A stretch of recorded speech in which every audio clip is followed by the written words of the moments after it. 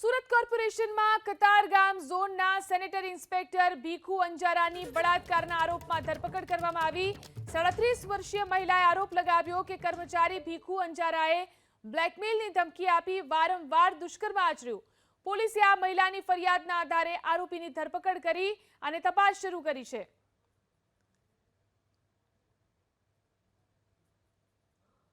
સુરત મહાનગરપાલિકામાં sanitary inspector તરીકે કામ કરતા ભીખુભાઈ મૂળજીભાઈ અંજારા નામના વ્યક્તિએ પહેલાં સંબંધો વિકસાવ્યા અને સંબંધો વિકસાવ્યા બાદ તેમના ઘરે તેમની અવરજવર ચાલુ કરી, એમને મીઠાઈ વગેરે ગિફ્ટ આપતા અને પછી એમની ભોગ બનનારને અને એમની પુત્રીઓને ફરવા લઈ જતા ખાનગીમાં એના ફોટા એમણે પાડી લીધેલા। આ ફોટા બતાવી અને ભોગ બનનારને એમણે ધમકી આપી ફોટા વાયરલ કરવાની અને બદનામ કરી નાખવાની। એના આધારે એમણે એમના ઘરે જઈ અને જબરદસ્તીથી શરીર સંબંધ બાંધવાનું શરૂ કર્યું અને પછી આ જ ઘટનાનું પુનરાવર્તન વારંવાર થયું।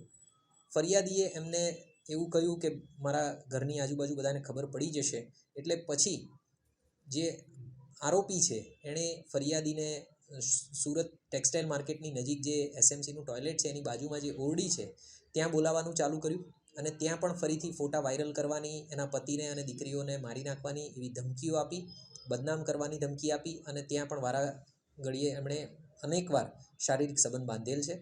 આ બાબતની જાણ ભોગ બનનાર જે છે એણે પોતાના પતિને કરી અને ત્યારબાદ આ ગુનો દાખલ કરવામાં આવ્યો।